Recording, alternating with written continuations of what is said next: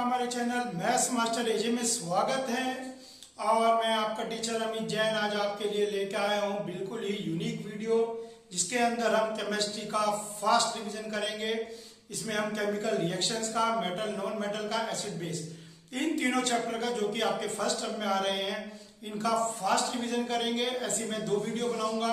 तो आपके सामने आज पहली वीडियो, चलिए इस चैप्टर को डिस्कस करते हैं। और जो मैं चैप्टर को डिस्कस करूंगा ये एमसीक्यूज के पॉइंट ऑफ व्यू से करूंगा कि आपको एमसीक्यूज करने में बहुत बहुत बहुत हेल्प मिलेगी। आपको एमसीक्यूज अच्छे लगेंगे, इजी लगेंगे। चलिए स्टार्ट करते हैं। पहला क्वेश्चन है, name the compound that is used for white washing. चलिए बताइए, व्हाइट वॉशिंग के लिए कौन सा कंपाउंड आप यूज करते हैं? व्हाइट वॉशिंग के लिए आप यूज करते हैं क्विक लाइम। अब काफी बच्चे ऐसे होंगे जिन्होंने कहेंगे सर हमने क्विक लाइम तो सुना है लेकिन इसका फार्मूला कंफ्यूज हो जाते हैं। बेटा क्विक लाइम होता है कैल्शियम ऑक्साइड होता है क्विक लाइम। और आपको पता है इसको चूना कहते हैं। ये जो है चूना होता है, क्विक लाइम चूना होता है। इसको पानी में मिलाया जाता है। जब इसके अंदर पानी मिलाया जाता है तो कैल्शियम हाइड्रोक्साइड बनता है और साथ में हीट प्रोड्यूस होती है। जो ये सॉल्यूशन बनता है, जो चूने का पानी बनता है, ये चूना जो है आप पान में भी यूज करते हैं और ये चूना व्हाइट वॉशिंग में भी यूज करते हैं। सड़क के किनारे भी घेरा जाता है। जब कोई फेस्टिवल हो तो घर के बाहर भी रंगोली डिजाइन चूने की बनाई जाती है। शादी ब्याह में रास्ता दिखाने के लिए कि यहाँ पे मैरिज ब्यूरो है, इधर जाना है आपको, वो जो एरो बनते हैं सड़क के बीच में, वो चूना होता है सारा, कैल्शियम ऑक्साइड चूना होता है। और कैल्शियम ऑक्साइड में जब पानी मिलाया जाता है तो कैल्शियम हाइड्रोक्साइड बन जाता है और साथ में हीट प्रोड्यूस होती है। देखिए एक क्वेश्चन में 2 क्वेश्चन हो गए। एक तो क्विक लाइम व्हाइट वॉशिंग में यूज होता है और दूसरा ये अगर क्विक लाइम को वाटर में घोला जाए तो that is called exothermic reaction. देखिए एक क्वेश्चन में कई बातें। तो अगर आपसे एक्सोथर्मिक का एग्जाम्पल पूछे तो आपको पता लग गया, और अगर आपसे पूछे ये किस टाइप ऑफ रिएक्शन है तो आपको पता लग गया इट इज एक्सोथर्मिक रिएक्शन। तो ये एक्सोथर्मिक रिएक्शन है और साथ में दोनों कंबाइंड हो गए, नया कंपाउंड बना रहे हैं, तो ये कॉम्बिनेशन रिएक्शन भी कहलाएगी। कॉम्बिनेशन, तो इसके अंदर दोनों आ गई, एक्सोथर्मिक भी आ गई और कॉम्बिनेशन भी आ गई। और इसको कहते हैं आप क्विक लाइम और इसको कहते हैं स्लेग्ड लाइम। स्लेग्ड लाइम क्यों? क्योंकि ये गर्माई थी इसकी, वो बुझ चुकी है, फुस हो चुकी है और फिशिंग साउंड आती है जब इसकी रिएक्शन होती है वाटर के साथ। तो ये स्लेग्ड लाइम मतलब बुझा हुआ, बिल्कुल इसकी रिएक्शन हो गई है। अब ये जो है अपनी हीट को खो चुका है वाटर के साथ रिएक्शन करके। तो ये स्लेग्ड लाइम बनता है। कैल्शियम हाइड्रोक्साइड स्लेग्ड लाइम होता है और कैल्शियम ऑक्साइड चूना होता है आपका।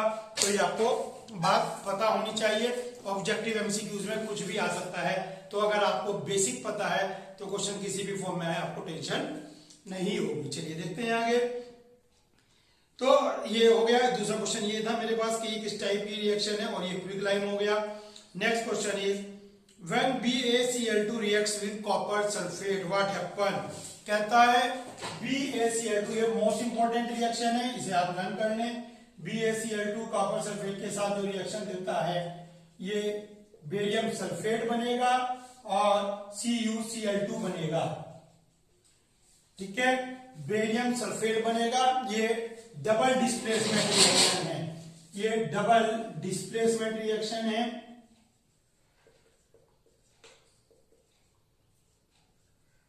लेकिन मेन बात ये है डबल डिस्प्लेसमेंट में, इसमें पूछता है कि ये क्या प्रेसिपिटेट बनता है। देखिए प्रेसिपिटेट का एग्जाम्पल भी हो गया और ये व्हाइट प्रेसिपिटेट बनता है और ये टेस्ट ट्यूब में यहाँ नीचे पड़ा रह जाता है BaCl2 और BSF4 और कॉपर क्लोराइड।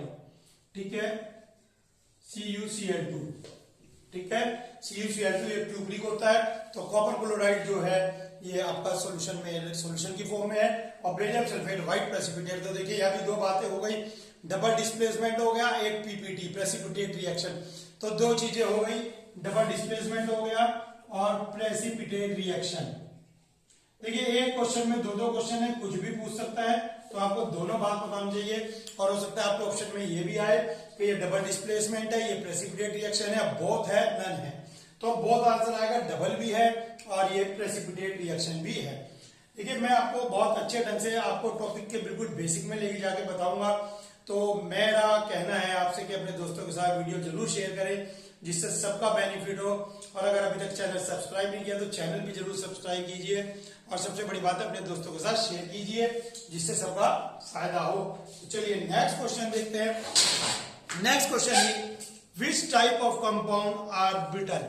कौन से कंपाउंड ब्रिटल होते हैं। देखिए ब्रिटल का मतलब होता है चूरा चूरा हो जाने वाले, ठीक हो गया ना। एक तो होते हैं जिनकी शीट बनती है, दूसरे होते हैं ब्रिटल। ब्रिटल किस टाइप के कंपाउंड होते हैं। देखिए आयनिक कंपाउंड ब्रिटल होते हैं जो चूरा चूरा हो जाते हैं, क्योंकि जो कोवलेंट कंपाउंड है, आयनिक और कोवलेंट दो टाइप के पढ़े हैं आपने। देखिए अब कोवलेंट क्यों नहीं होते बच्चे के दिमाग में आया, भैया अब दिमाग लगाओ कोवलेंट अपने कंपाउंड कहाँ पढ़े हैं। कोवलेंट कंपाउंड लिक्विड और गैस की फॉर्म में होते हैं, मीथेन, इथेन, पेट्रोल, डीजल, ठीक है ना, केरोसिन, गैसोलीन, ये सब लिक्विड और गैसियस स्टेज में होते हैं। एलपीजी, एलपीजी, सीएनजी लिक्विड या गैसियस स्टेट में होते हैं। तो इनका तो चूरा चूरा होने का कोई मतलब ही नहीं बैठता। तो बहुत ही बढ़िया क्वेश्चन है, कंफ्यूज ना होए कि जितने भी आयनिक कंपाउंड होते हैं, जितने भी हम आयनिक कंपाउंड पढ़ते हैं वो सब ब्रिटल होते हैं, उनके चूरा चूरा हो जाएगा। तो ये आप ध्यान रखिए कोवलेंट कंपाउंड ब्रिटल नहीं होते, ठीक हो गया। चलिए next question, why does ionic compound have high melting point. ये तो बहुत इंपॉर्टेंट क्वेश्चन है। कहता है जो आयनिक कंपाउंड होते हैं उनका मेल्टिंग पॉइंट हाई होता है। अगर आपको ये नहीं पता है तो पहले ये याद कर लीजिए कि आयनिक कंपाउंड है हाई मेल्टिंग पॉइंट। देखिए क्वेश्चन बन गया, लेकिन अब दूसरा आ गया कि क्यों होता है, ठीक हो गया। क्यों होता है, क्यों होता है, क्योंकि जो इसके एटम्स होते हैं, आयंस होते हैं, उनके बीच जो फोर्स होती है इलेक्ट्रोस्टैटिक वो बहुत ही स्ट्रॉन्ग होती है।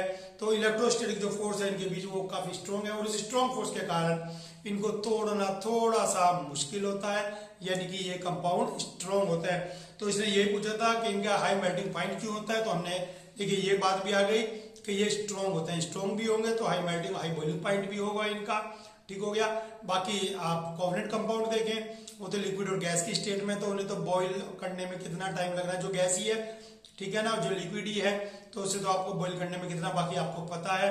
आप जितने भी एग्जाम्पल ले लें, एलपीजी, सीएनजी, ये सब एकदम एक्सपेंड हो जाते हैं, पेट्रोल एकदम फायर पकड़ लेता है।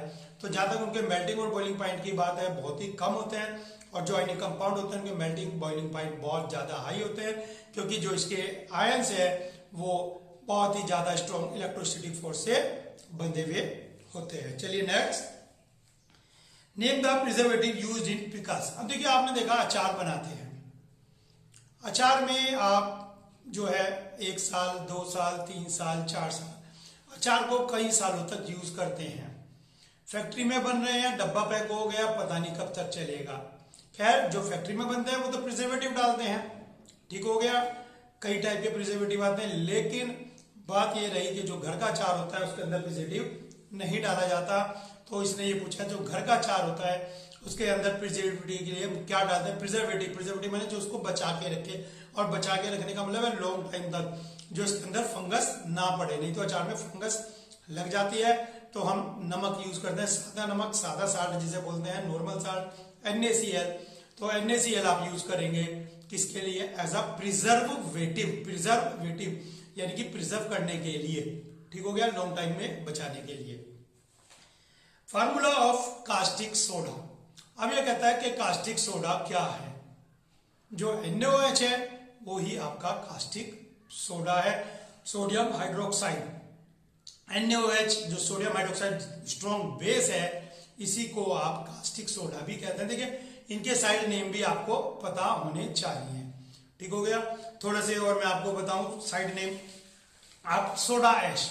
सोडा ऐश किसको कहा गया, देखिए सोडियम कार्बोनेट का जो पाउडर होगा, सोडियम कार्बोनेट यानी कि वाशिंग सोडा का जो पाउडर होगा। अब वाशिंग सोडा का पाउडर, वाशिंग सोडा होता है Na2CO3, नहीं ये वाशिंग सोडा नहीं होता, ये वाशिंग सोडा का पाउडर होता है, तो इसे कहते हैं सोडा ऐश।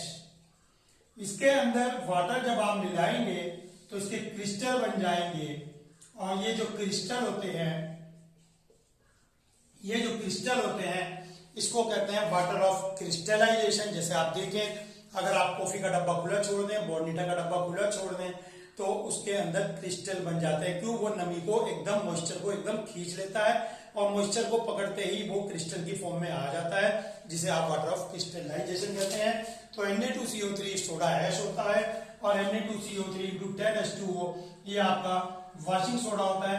अगर वॉशिंग सोडा का फार्मूला आए तो ये लिखना है, ये नहीं लिखना है। ये सोडा ऐश है, वॉशिंग सोडा आपके पास ये है।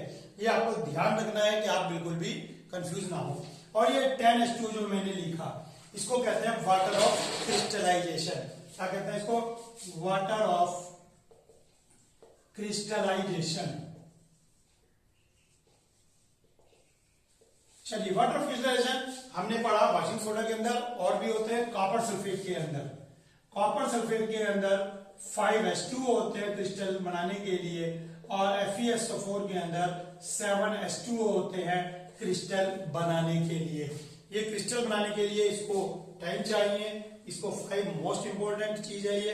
अब मैं आपको बता दूं, इनके लिए अलग से भी नाम यूज कर सकते हैं आप, पेपर में अगर आ गया तो आप कंफ्यूज हो सकते हैं। 5 वाटर को कहते हैं, 5 मॉलिक्यूल्स ऑफ वाटर को पेंटाहाइड्रेट। 5 मॉलिक्यूल ऑफ वाटर को कहते हैं पेंटाहाइड्रेट। आपको पता होना चाहिए, पेंटाहाइड्रेट का मतलब होता है 5 मॉलिक्यूल्स ऑफ वाटर, और साथ के लिए होता है हेप्ट। ठीक है, पेंटा, उसके बाद 6 होता है, 6 को हेक्स बोलते हैं, हेक्सा हेक्सागन होता है। 7 के लिए आपने यूज किया वर्ड हेप्टाहाइड्रेट। इसके अंदर 7 मॉलिक्यूल ऑफ वाटर है। और रही बात 10 की, तो 10 को कहेंगे डेकाहाइड्रेट। तो जो 10 होता है उसको आप डेकाहाइड्रेट वर्ड यूज करेंगे कि इसके अंदर 10 मॉलिक्यूल ऑफ वाटर है। 5 के लिए पेंटा। वैसे मैं आपको बता दूं, डिफरेंट टाइप ऑफ मॉलिक्यूल्स के लिए क्या यूज करते हैं। अगर 1 होगा तो इसको कहते हैं मेथ, 2 को कहते हैं एथ, 3 को कहते हैं प्रोप, 4 को कहते हैं ब्यूट, 5 को कहते हैं पेंट, 6 को कहते हैं हेक्स, 7 को कहते हैं ऑक्ट, 8 को कहते हैं नॉन, 7 को कहते हैं हेप्ट, 8 को कहते हैं ऑक्ट, 9 को कहते हैं नॉन, और 10 को कहते हैं डेका। ठीक है, लेकिन जो सिंगल मॉलिक्यूल है उसके लिए आप मोनो वर्ड होता है। सिंगल मॉलिक्यूल है तो वो मोनो होता है, 2 के लिए होता है बाई, और 3 के लिए होता है ट्राई, और 4 के लिए होता है मोनो बाई ट्राई टेट्रा। तो ये आप ध्यान रखें, 1 के लिए मोनो, 2 के लिए बायो, 3 के लिए ट्रायो। ये स्टैंडर्ड हैं, ये स्टैंडर्ड होते हैं जो यहाँ पे आपको लिखवाए गए हैं। लेकिन जब एक मॉलिक्यूल होता है तो वो मोनोहाइड्रेट होता है, जब 2 मॉलिक्यूल होता है तो वो बायहाइड्रेट होता है, या डाईहाइड्रेट होता है, डाई भी होता है। ठीक हो गया, बाय डाई। ठीक हो गया, 2 हो गया bi molecule, 2 molecule, tri 3 molecule, और टेट्रा 4 मॉलिक्यूल। बाकी ये आपकी सीक्वेंस ऐसे ही चलेगी 10 तक। ठीक हो गया, तो ये वाटर ऑफ क्रिस्टलाइजेशन है। खैर ये आपको सारे याद करने की जरूरत नहीं है, केवल आपके लिए ये 1, 2 और ये 3 सफिशिएंट है, क्योंकि ये ही सबसे ज्यादा पूछे जाते हैं और ये हमारे कोर्स में होते हैं। एक और अलग से है, वो मैं आपको लगे हाथ यहाँ पर डिस्कस करा दूं। फिर आता है हमारे पास जिप्सम। मैं आपको बताता हूं कि जिप्सम आता है।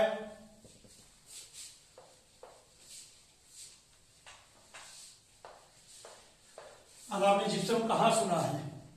बात ये रही कि जिप्सम है, और जिप्सम कहां सुना है? एक सेकेंड, बोर्ड भी थोड़ा सा हाइड्रेटेड है, इसको सुखाया हमने। तो अब आपने सुना है जिप्सम, CuSO4 × 2H2O, ये होता है आपका जिप्सम। और जिप्सम की रॉक होती है, और इससे बनाया जाता है। जब इसको हीट करते हैं तो उसके अंदर से 1.5 मॉलिक्यूल ऑफ वाटर एलिमिनेट हो जाता है, और बचता है 1.5 मॉलिक्यूल एलिमिनेट हो जाता है, तो बचता है हाफ H2O, जिसे आप कहते हैं plaster of Paris, POP। POP यही होता है प्लास्टर ऑफ पेरिस, जिसे आप प्लास्टर में यूज करते हैं। जब किसी बंदे की हड्डी में फ्रैक्चर हो जाता है, बोन फ्रैक्चर हो जाती है, तो फ्रैक्चर बोन को जोड़ने के लिए जो डॉक्टर 40 दिन का प्लास्टर चलाते हैं वो पीओपी होता है। और इसकी एक खास प्रॉपर्टी होती है, इसकी प्रॉपर्टी होती है फास्ट सेटिंग की। फास्ट सेटिंग मीन्स इसके अंदर पानी मिलाएंगे, पानी मिलाने के बाद आधे घंटे के अंदर ये सूख कर सेट भी हो जाएगा। आधे घंटे से भी कम टाइम में बिल्कुल बहुत कैड़ा हो जाता है, सेट हो जाता है। तो कॉपर सल्फेट होता है ये इंटू हाफ H2O के साथ, जिसे आप पीओपी प्लास्टर ऑफ पेरिस कहते हैं। और प्लास्टर ऑफ पेरिस पंखी के ऊपर जो आपने देखा होगा लोगों की डिजाइन बने हुए होते हैं, तो उसमें भी ये यूज होता है। तो प्लास्टर ऑफ पेरिस आपको पता होना चाहिए, इसके अंदर हाफ मोलिक्यूल ऑफ वाटर होता है। ठीक हो गया। और इसकी खास प्रॉपर्टी है कि ये फास्ट सेटिंग होता है। ठीक हो गया। तो यहीं पे एक खास बात और आ गई कॉपर सल्फेट के लिए। देखिए बात से बात निकल रही है, बात से बात निकल रही है। आप इन लेक्चर को नोट कर लें कॉपी में, या वीडियो को 2-3 बार देखें तो आपके दिमाग में सेट हो जाएगा। एग्जाम आ गए हैं, एग्जाम स्टार्ट हो चुके हैं। परसों को आपका एसएसटी का एग्जाम है कल, ठीक है ना, एसएसटी का है। तो इसके बाद आप ये साइंस की वीडियो जरूर देखें जिससे आपकी प्रिपरेशन अच्छी हो जाए। तो कॉपर सल्फेट होता है ब्लू विट्रोल, ठीक है, ब्लू विट्रोल होता है। तो ब्लू विट्रोल होता है ये, आपने इसको कहीं देखा है, आपने रास्ते में कहीं मिला हो, आपको नहीं मिला, कभी भी मिला है आपको, जो आपके घर में नील की शीशी होती है जिसे आप नील बोलते हैं। उजाला आता है आपके पास, एक उजाला ब्रांड आता है, उजाला नील, ठीक है, ये कॉपर सल्फेट ही होता है। और इसको रेड पॉइजन भी बोलते हैं। ये चूहों को मारने के भी काम आता है, आटे की गोलियां बनाई जाती हैं, उसमें कॉपर सल्फेट डाला जाता है। तो कॉपर सल्फेट जो है नील होता है, उजाला नील। आपने सुना होगा नील बहुत सारी कंपनी के आते हैं, लेकिन उजाला टीवी में ऐड भी आता है। और इसको कहते हैं ब्लू विट्रियोल। एक होता है ब्लू, ये तो हो गया ब्लू, एक होता है ग्रीन। अब देखिए अगर हमने कोई चीज पढ़ी है, और लेकिन उस तरह से नहीं पढ़ी है कि एग्जाम में आ जाए, तो मैं क्या जवाब दूंगा, तो कंफ्यूजन तभी होता है। ग्रीन विट्रियोल मैंने आपको पढ़ा लिया है, ये रहा green vitriol, ferrous sulphate into 7H2O, ठीक है, 4 इंटू 7H2O, ये ग्रीन कलर का होता है और ये ब्लू कलर का होता है। मोस्ट इंपोर्टेंट कंपाउंड है ये, ठीक हो गया। तो कॉपर सल्फेट अब आपके दिमाग में आएगा, सर इसके अंदर वाटर मॉलिक्यूल है? नहीं बेटा, इसके अंदर वाटर मॉलिक्यूल नहीं है, क्योंकि ये पाउडर की फॉर्म में होता है और जो आपको मार्केट में मिलता है वो लिक्विड की फॉर्म में मिलता है। तो ये कॉपर सल्फेट आपके पास ब्लू विट्रोल और ये ग्रीन विट्रोल। एक होता है ऑयल ऑफ विट्रोल, यानी कि इन सबके पिताजी ऑयल ऑफ विट्रोल, जिसे आप बहुत अच्छी तरह जानते हैं, लेकिन क्योंकि आपने पढ़ा नहीं है तो इसलिए आपके दिमाग में नहीं है। H2SO4। ये देखिए ये सब नोट्स बनाए, ये सब पेपर में आ सकता है, कुछ भी आ सकता है पेपर में। एक ऑप्शन वो 4 ऑप्शन देगा, लेकिन अगर आपको सही ऑप्शन हटा हुआ है तो बाकी ऑप्शन आपके लिए मायने ही नहीं रखते, बाकी क्या ऑप्शन दे रहा है। तो आप सीधी सी बात बिल्कुल याद रखें कि सर ने क्या बताया था, और आप वीडियो को कई बार देखेंगे और अपने दोस्तों के साथ क्वेश्चन आप डिस्कस करेंगे एक दूसरे से, तो आपकी नॉलेज बढ़ेगी। केवल वीडियो देखने से या खुद की रीडिंग से, वीडियो देखने से या खुद की रीडिंग से आपकी नॉलेज नहीं बढ़ती है। नॉलेज बढ़ती है आपस में डिस्कशन करने से। तो सभी दोस्त आपस में डिस्कशन करेंगे तो आपको अच्छी नॉलेज होगी। चलिए चलते हैं नेक्स्ट क्वेश्चन की तरफ। अब कहता है ब्राइन सॉल्यूशन क्या होता है? ब्राइन सॉल्यूशन देखिए कुछ नहीं होता, नमक को, सिंपल साल्ट को आप पानी में घोल दें तो डेट इज कॉल्ड, यहाँ पे पानी कितना है, कितना भी हो सकता है, that is called brine solution. ठीक हो गया। एक्सपेरिमेंट में ब्राइन सॉल्यूशन कई बार लिखा आता है, बच्चा कंफ्यूज होता है, सर ये ब्राइन सॉल्यूशन है क्या? तो ब्राइन सॉल्यूशन होता है नमक का पानी। तो सीधा सा है, इसमें आपको कोई कंफ्यूज होने की जरूरत नहीं है। ठीक हो गया। बाकी आप ध्यान रखिए, जो मैंने बताया था 2 मॉलिक्यूल के लिए आप डाइहाइड्रेट या बाइहाइड्रेट यूज कर सकते हैं, वो डिपेंड करता है कि क्वेश्चन में क्या दे रखा है, आप उसके अकॉर्डिंग ट्रीट करेंगे। बाकी आपको सबसे ज्यादा डाइहाइड्रेट मिलता है। चलिए देखते हैं, आप इनके नोट्स बनाएं या ना बनाएं, लेकिन वीडियो को अच्छी तरह आप देखें और अपने दिमाग में सेट कर लें।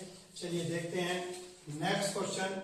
आपके लिए बड़ी मेहनत से शीट बनाते हैं, क्वेश्चन तैयार करते हैं, जिससे आपको हमें पढ़ाने में हेल्प मिले और आपको अच्छी अच्छी चीजें मिल सके।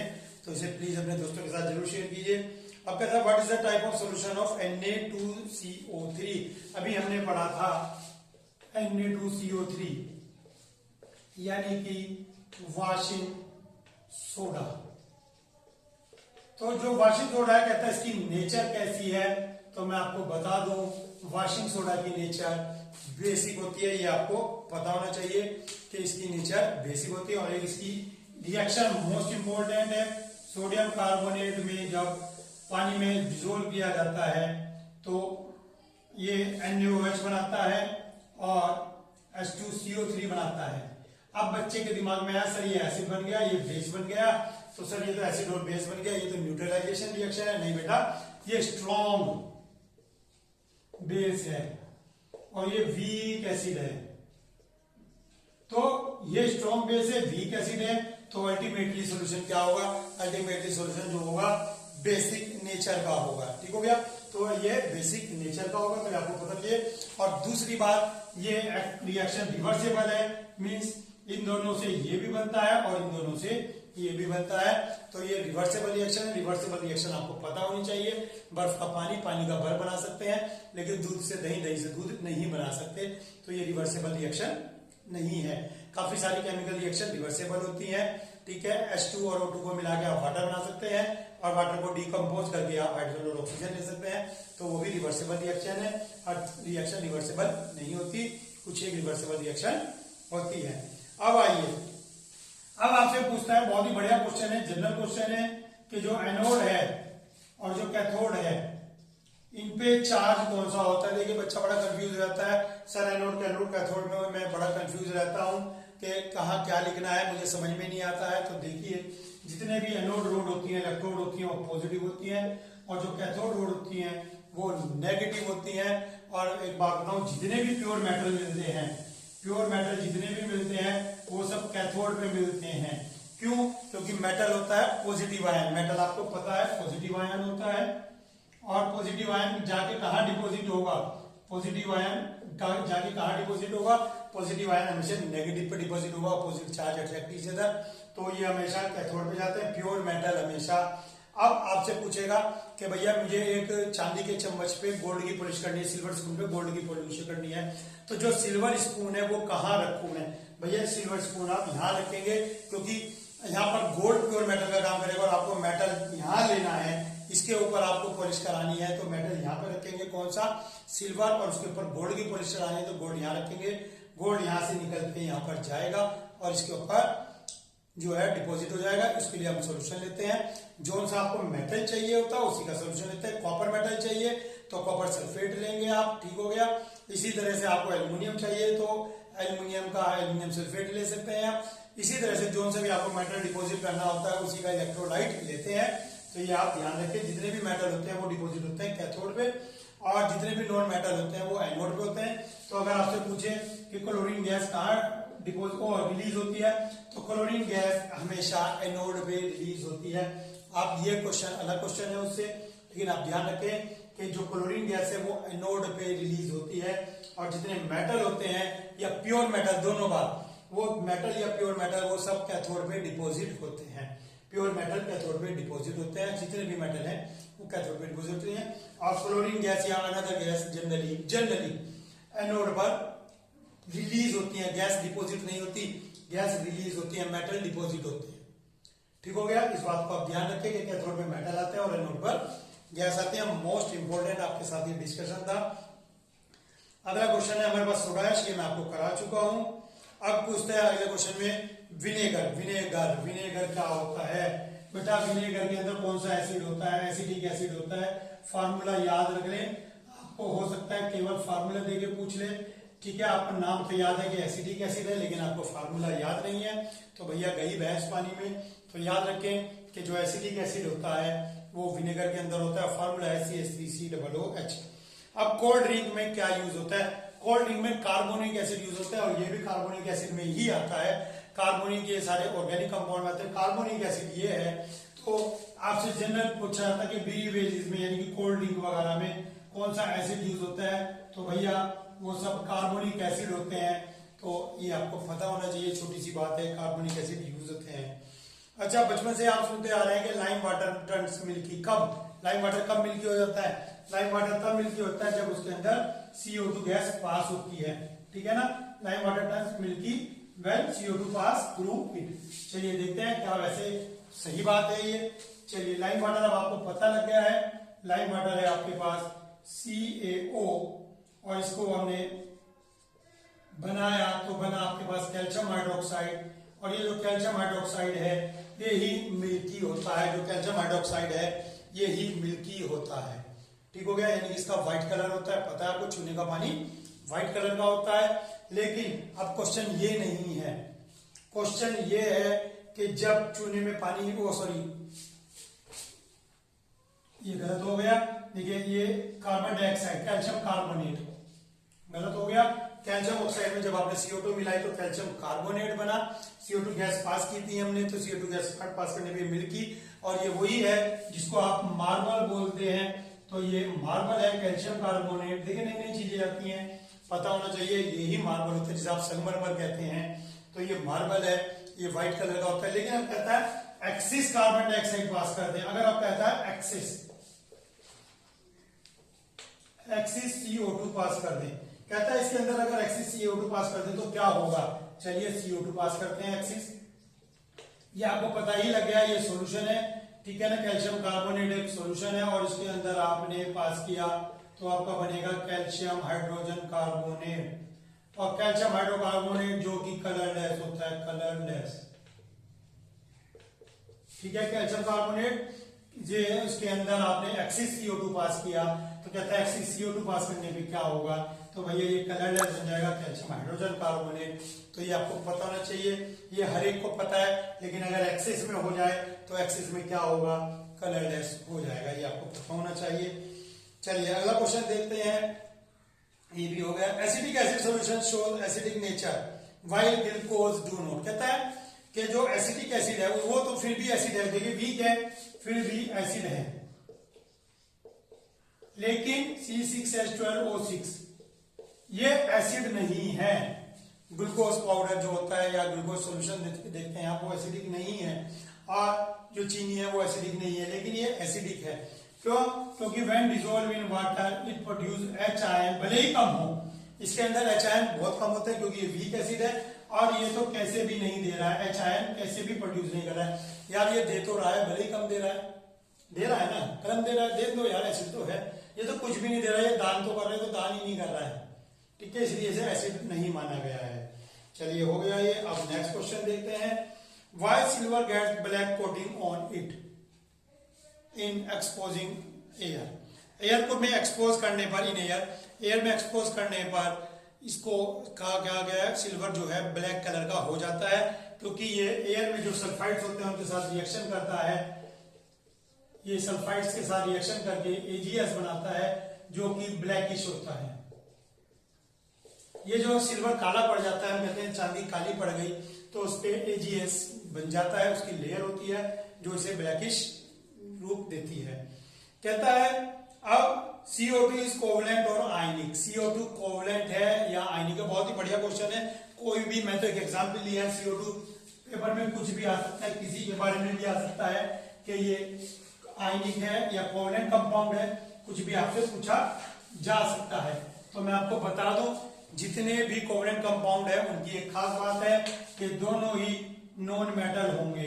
देखिए ये भी नॉन मेटल है और ये भी नॉन मेटल है।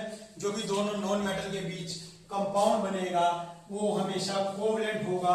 और जब कभी भी एक मेटल होगा और एक नॉन मेटल होगा, ये आपके पास जब भी एक मेटल होगा और एक नॉन मेटल होगा तो ये आपके पास कोवलेंट कंपाउंड बनेगा NaCl। एक मेटल एक नॉन मेटल होगा तो ये आपके पास कोवलेंट कंपाउंड है। और ये CO2 आयनिक कंपाउंड है। और ये जो मेटल नॉन मेटल है तो ये आपके पास नॉन मेटल ये कोवलेंट कंपाउंड है। और मेटल विद नॉन मेटल ये आपके पास आयनिक कंपाउंड है। ये ध्यान रखें। तो इसमें कोई सा भी पूछ सकता है आपसे, लेकिन आपको बहुत ही बेसिक जानकारी पता होनी चाहिए। चलिए अब what is the charge anode, ये भी हो गया आपके पास। चलिए अब ये भी हो गया रोस्टिंग और कैल्सिनेशन। ये नई चीज आती है आपके पास, एक रोस्टिंग एंड कैल्सिनेशन। ये मेटल नॉन मेटल में आता है रोस्टिंग और कैल्सिनेशन, मेटलर्जी का पार्ट है, मेटलर्जी कोर्स में नहीं है, लेकिन रोस्टिंग और कैल्सिनेशन हमेशा से इंपॉर्टेंट रहा है, तो ये एग्जाम में कभी भी आ सकता है, रोस्टिंग एंड कैल्सिनेशन।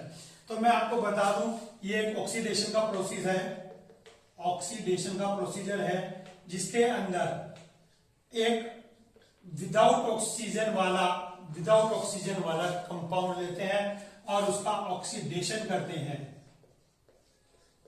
ठीक है, और ये ऑक्साइड बनाना है आपको, इसके अंदर ऑक्साइड बनाना है आपको। तो हम इसके अंदर रोस्टिंग के अंदर, तो रोस्टिंग की डेफिनेशन क्या होगी, रोस्टिंग की डेफिनेशन होगी oxidation in the presence of oxygen, oxidation in the presence of oxygen. जब ऑक्सीजन के प्रेजेंस में ऑक्सीडेशन करते हैं तो रोस्टिंग, जैसे आपको पता है कि रोस्टिंग वैसे तो मुर्गा वगैरह भूनते हैं, खुले में भूनने हैं, या वो डंडी पे आपने देखा होगा जंगलों में जाते हैं, उस पर जानवर बांध के भूनते हैं, तो वो खुले में रोस्टिंग बोलते हैं उसको भी, कि रोस्टिंग हो रहा है। तो रोस्टिंग खुले में, यानी कि in the presence of oxygen, ये ऑक्सीजन की प्रेजेंस में है, ठीक हो गया। तो ऑक्सीजन की प्रेजेंस में क्या होगा, ये आपके पास ऑक्सीडेशन होगा। अब कैल्सिनेशन में जिंक कार्बोनेट आपने लिया और इसको हीट कर देंगे और आपके पास ZnO बनेगा। तो ZnO से मतलब है हमारा ऑक्साइड बन गया। तो कहने का मतलब जिनके पास ऑलरेडी ऑक्सीजन है उसके लिए हम वर्ड यूज करते हैं कैल्सिनेशन, यानी कि हीटिंग अ सब्सटेंस या ऑक्सीडाइजिंग अ सब्सटेंस विदाउट या in the presence of oxygen, in the absence of oxygen. जब ऑक्सीजन की अब्सेंस में हम ऑक्सीडाइज करते हैं या हीट करते हैं तो डेट इज कॉल्ड कैल्सिनेशन, और जब ऑक्सीजन की प्रेजेंस में करते हैं डेट इज कॉल्ड रोस्टिंग। तो जितने भी सल्फाइड और होते हैं, सल्फाइड यानी कि इसमें ऑक्सीजन हम वर्ड यूज ही नहीं करते हैं, और जितने सल्फेट और कार्बोनेट और होते हैं वो यहाँ आते हैं, सल्फेट और कार्बोनेट, ठीक है। जिसमें नाम में ऑक्सीजन आएगा, सल्फेट, कार्बोनेट, और जिनमें ऑक्सीजन आएगा वो कैल्सिनेशन होता है, जिसमें ऑक्सीजन नहीं आ रहा है तो वो सब रोस्टिंग में जाएंगे। बहुत सिंपल सा लर्न करने का तरीका है। चलिए अब आती है आपके पास एक most important reaction, thermite reaction. बहुत पूछता है आपसे कि थर्माइट रिएक्शन क्या है, लीजिए थर्माइट रिएक्शन। थर्माइट रिएक्शन में क्या करते हैं, ये आयरन को बनाने की विधि है, इसको आयरन को ऑब्टेन करने का मेथड है। How to obtain iron, this is thermite reaction. How to obtain iron from Fe2O3, ये होता है फेरिक ऑक्साइड। देखिए एक होता है फेरस, एक होती है फेरी। इसमें Fe की वैलेंसी कितनी है 3 और O की है 2।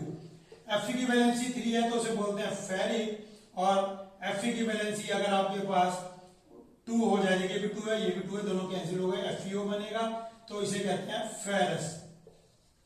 अस और इक, अस और इक, अस अगर फेरस ऑक्साइड होता है तो हम ये लिखेंगे, और अगर यानी कि वैलेंसी फेरस में ये लिखेंगे तो ये कट गई FeO, और अगर फेरिक है तो हम ये लिखेंगे Fe2O3, ठीक हो गया, Fe2O3।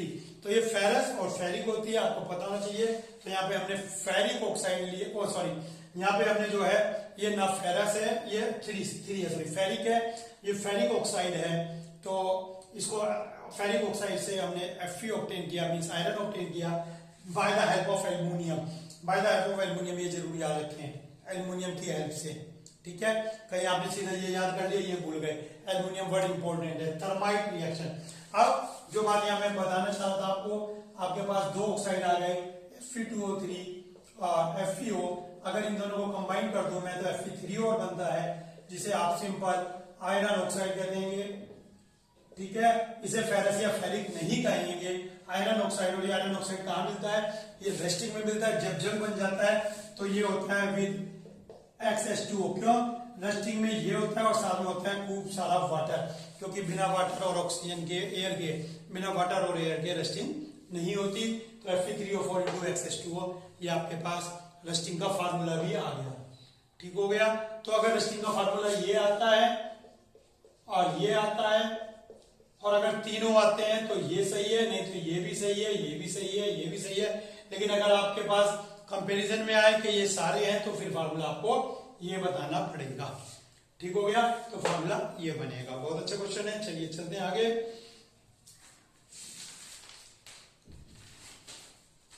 आगे है,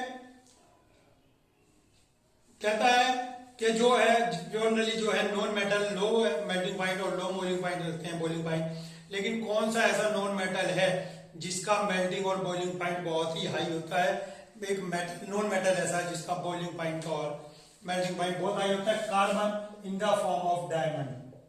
देखिए आपको पता है हार्डेस्ट नॉन सब्सटेंस है डायमंड, और ये कार्बन होता है और प्योर कार्बन होता है, और प्योर कार्बन आपके पास नॉन मेटल है, तो डायमंड इसका एग्जाम्पल होगा, carbon in the form of diamond. ठीक हो गया। इलेक्ट्रोड भी पूछ सकता है आपको, सेल के इलेक्ट्रोड किससे बनते हैं? ग्रेफाइट से, वो भी कार्बन से ही बनते हैं, तो ग्रेफाइट। अगर आपके पास आंसर आए कार्बन तो भी सही है, और अगर ग्रेफाइट आए तो भी सही है। ठीक है, कार्बन आए तो उस पर टिक करना है, ग्रेफाइट आए तो उस पर टिक करना है। अब ये होते हैं एलोट्रोप। एक नई चीज आती है आपके पास, एलोट्रोप। एलोट्रोप का मतलब क्या होता है कि फार्मूला तो सेम है लेकिन कंपाउंड अलग अलग है, या जो इसका एलिमेंट है वो सेम है लेकिन जो उसके फॉर्म है, कंपाउंड नहीं बोलेंगे, फॉर्म, डिफरेंट फॉर्म। देखिए कार्बन ग्रेफाइट के फॉर्म में मिलता है जो कि बहुत ही ब्लैक है और स्लीपरी होता है, और डायमंड देखिए कितना शाइनी होता है, हार्डेस्ट नॉन सब्सटेंस है, लेकिन ये भी प्योर सी है, ये भी प्योर सी है। तो जब एक element having same chemical properties but different physical, physical माने दिखना, हमें दिख अलग अलग रहे हैं, ये काला दिख रहा है, ये चमकदार दिख रहा है, तो जब फिजिकल प्रॉपर्टी डिफर हो लेकिन केमिकल प्रॉपर्टी सेम हो तो उसके लिए हम वर्ड यूज करते हैं एलोट्रोप। तो ये इसके एलोट्रोप्स हैं, कौन? Graphite and diamond. एक और होता है बंगस्टर फ्लोरीन, लेकिन हम वो नहीं पढ़ते हैं, तो अभी आपको दो ही याद रखने हैं, डायमंड और ग्रेफाइट। एलोट्रोप होते हैं कार्बन के। ठीक हो गया। तो चलिए अब आपसे क्वेश्चन जनरल पूछता है कि सॉलिड नॉन मेटल बताइए। सॉलिड, देखिए यही आ गया सॉलिड नॉन मेटल। ठीक हो गया, सॉलिड है, नॉन मेटल है, और सॉलिड भी ऐसा है कि इसका कोई तोड़ नहीं है। इसके अलावा और भी कहता है कि सल्फर और फास्फोरस, कार्बन, सल्फर, फास्फोरस, ये सब सॉलिड नॉन मेटल होते हैं। ठीक हो गया, तो ये नॉन मेटल हो गया। और liquid gas, bromine, sorry liquid non metal, ये नॉन मेटल है लेकिन लिक्विड फॉर्म में है, लिक्विड फॉर्म में, नॉन मेटल गैस फॉर्म में मिलते हैं। और अगर आपसे गैस पूछे तो गैस आपको सारी पता है, हाइड्रोजन, ऑक्सीजन, नाइट्रोजन। ठीक है ना, तो ये गैस फॉर्म में है नॉन मेटल, ये नॉन मेटल सॉलिड फॉर्म में है, ये नॉन मेटल लिक्विड फॉर्म में है, ये नॉन मेटल गैसियस में है। ठीक हो गया। छोटे छोटे क्वेश्चन है, वन वर्ड होते हैं लेकिन आपको सारे पता होने चाहिए। लो मेल्टिंग पॉइंट वाले मेटल कौन से होते हैं? लो मेल्टिंग वाले होते हैं, आपको पता है सोडियम, पोटेशियम, सीजियम, ये सब बड़े सॉफ्ट होते हैं और इनको आप नाइफ से भी काट सकते हैं। तो आप ध्यान रखें, हमने पूछा था लो मेल्टिंग पॉइंट, तो ये नाइफ से भी काट सकते हैं, इतने सॉफ्ट होते हैं, और इन्हीं का मेल्टिंग पॉइंट भी लो होता है। ठीक है, नोट कर ले, मेल्टिंग पॉइंट इनका लो होता है और ये बड़े सॉफ्ट होते हैं। फिर alkali metal having low density. अब देखिए मेटल जो होते हैं लो डेंसिटी के, कहते हैं मेटल की डेंसिटी हमेशा हाई होती है, यानी कि मेटल हमेशा भारी होते हैं। डेंसिटी का मतलब यहाँ होता है कि इतनी ही जगह में वो कितना भारी है। तो अगर इतनी लिक्विड लें, इतनी गैस लें, इतना मेटल लें, और मेटल में भी डिफरेंट टाइप में मेटल चलते रहे, गोल्ड, इतना सा गोल्ड बड़ा हैवी होता है। ठीक हो गया, तो इतना सा आयरन थोड़ा हल्का होगा, इतना सा सोडियम और हल्का होगा। लेकिन अब वो कहता है ठीक है, बहुत हमने मान लिया कि इनकी डेंसिटी बहुत हाई होती है, लेकिन किनकी डेंसिटी हल्की होती है? तो इन्हीं की लिथियम, सोडियम, पोटेशियम, सीजियम, जो एल्कली मेटल यानी कि फर्स्ट ग्रुप के मेटल हैं, वो जितने भी मेटल होते हैं वो सारे के सारे बड़े सॉफ्ट होते हैं, और ये सारे लो डेंसिटी के मेटल होते हैं। सॉफ्ट के साथ लो डेंसिटी मीन्स हल्के होते हैं, भारी नहीं होते, बिल्कुल वैक्स की तरह होता है, मोम की तरह। फिर होता है ये भी हो गया। अब लास्ट क्वेश्चन मैं करा रहा हूं आपको, एक दो क्वेश्चन बचे हैं। तो कहता है कि जो हाइड्रोजन गैस होती है उसको डाउनवर्ड डिस्प्लेसमेंट दैट से क्यों कलेक्ट करता है? ये पानी है, और जो हाइड्रोजन होती है वो ऐसे छोड़ते हैं यहाँ पे, और वो ऐसे बबल निकलते हैं और यहाँ पे कलेक्ट करते हैं, और कलेक्ट करने के बाद यहाँ पे देखते हैं कि वो आग कैच कर रही है, फायर कैच कर रही है, तो ये गैस हाइड्रोजन है। अब कहते हैं डायरेक्ट क्यों नहीं देख लिया आपने, ये वाटर के अंदर को ही क्यों पास करता है? ये जनरल बात है, पता होनी चाहिए। तो सबसे पहली बात, हाइड्रोजन लाइटेस्ट गैस है। अगर मैं हाइड्रोजन यहाँ से सीधा पाइप से निकालता हूं तो वो हाइड्रोजन अगर डायरेक्ट निकालता हूं नीचे बैठ जाएगी, एकदम बहुत लाइटेस्ट है ये हाइड्रोजन जो है नीचे बैठ जाएगी तो बड़ी प्रॉब्लम क्रिएट करेगी। ठीक हो गया। फिर ये अगर नीचे बैठ रही है तो ये बाकी एटमॉस्फेयर में मिक्स हो जाएगी। हाईली इनफ्लेमेबल है, तो ये जलेगी भी, और ये ज्यादा से ज्यादा जलने की वजह से वहां पे कुछ भी चीज जला सकती है। ठीक है, हाइड्रोजन है, जल रही है, ऑक्सीजन भी होगी, तो ये कुछ भी जला सकती है।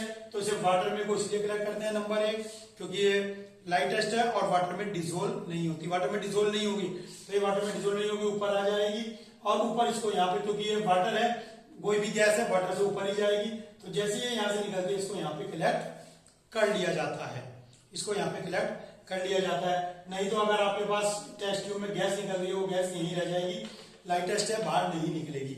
ठीक हो गया, तो इसको वाटर में को डिजोल्व करके निकालते हैं, क्योंकि वाटर में ये सोल्यूबल नहीं है और ऊपर से ये लाइटेस्ट है। ठीक हो गया, तो ये छोटी छोटी बातें होती हैं।